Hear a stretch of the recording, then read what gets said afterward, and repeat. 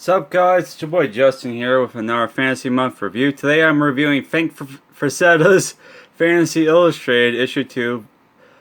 Issue 2, this has a variant cover by Joe Madureira. Usually these magazines, from what I've seen, have Frank Frazetta paintings as the cover, which for people who don't know who Frank Frazetta is, he's a legendary fantasy illustrator who did the designs for Fire and Ice, and also there was also he did illustrations for I think he did illustrations for Conan magazines, and I could be wrong, but I think he did Conan magazines, and he also did illustrations for Michael Moorcock's Elric.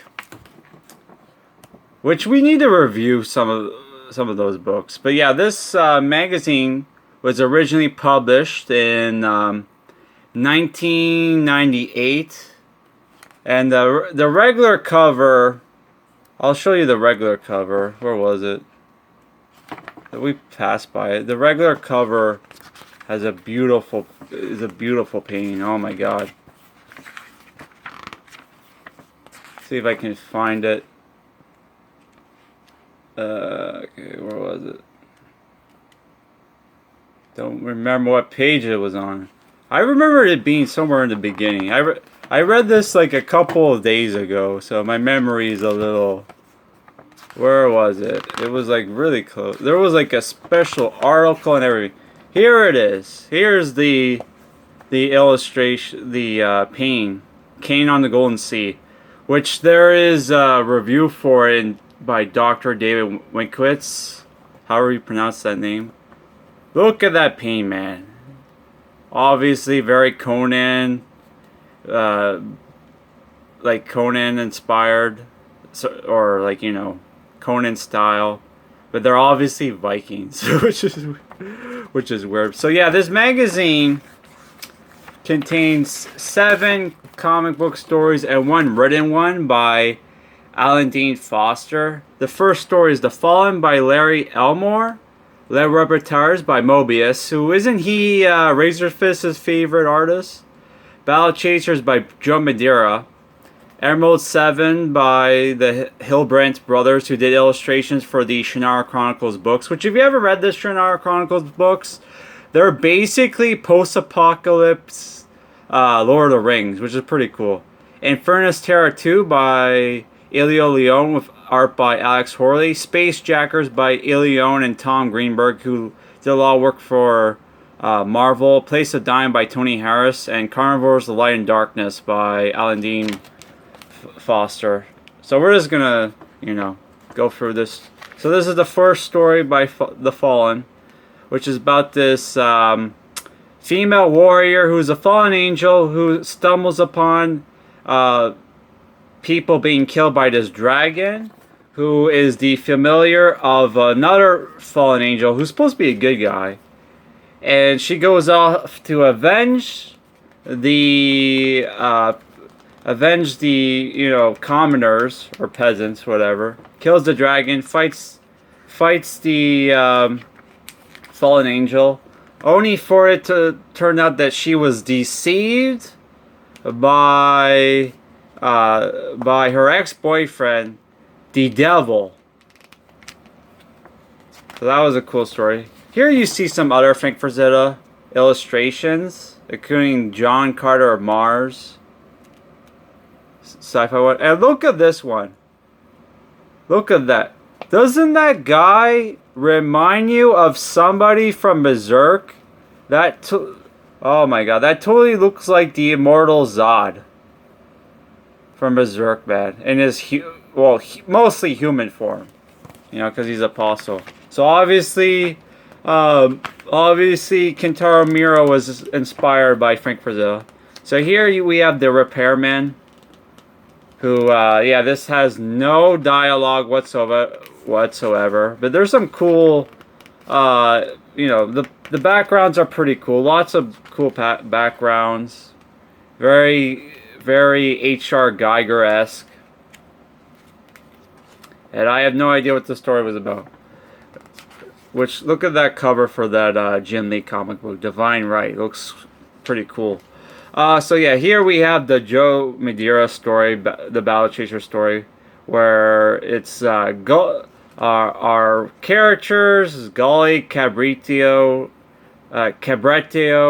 the War Golem. You have the Garrison, the legendary swordsman, who is obviously inspired by Gara, not Gara from Bastard, not Guts from Berserk, which a lot of people think it's Guts, but it's obviously Gara. So yeah, it's just them telling campfire stories with parables, like how he was sent off to kill this dragon demon thing, but only turns out the dragon demon thing was misunderstood, and they became best friends. So that was lame. And like, yeah, it's just them like having campfire stories and basically hyping up Gully, that, you know, her father was a great man, which from what I've played of the game, they never showed this guy, but he looks pretty cool. And how that she's destined to be a great warrior because her dad was one. And the story ends with them being attacked by a monster, and yeah. So yeah, looks cool. The art was pretty good, though the story was not that great. The dialogue was very full of cliches, but you know, it was, you know, great art. Next we have the Emerald 7, which is basically space pirates. This very much reminds me of old not CRPGs, like computer games, where they have the wacky cartoony art styles. And yeah, I was getting a lot of Treasure Planet and Rogue Galaxy, which I need to play Rogue Galaxy again.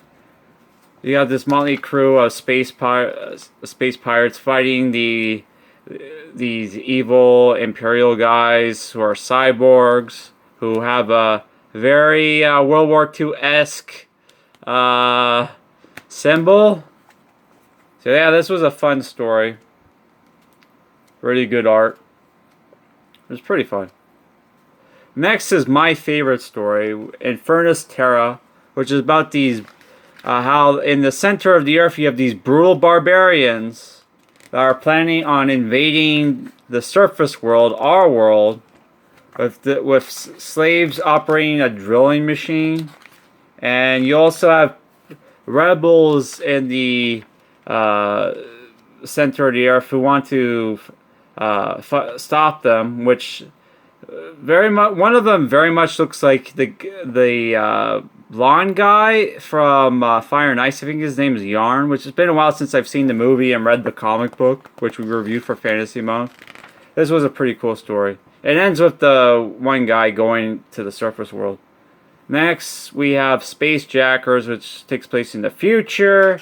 You got this Japanese teenager who steals cars for this Yakuza guy. And only years later, he's still working for him. He's now a space pirate.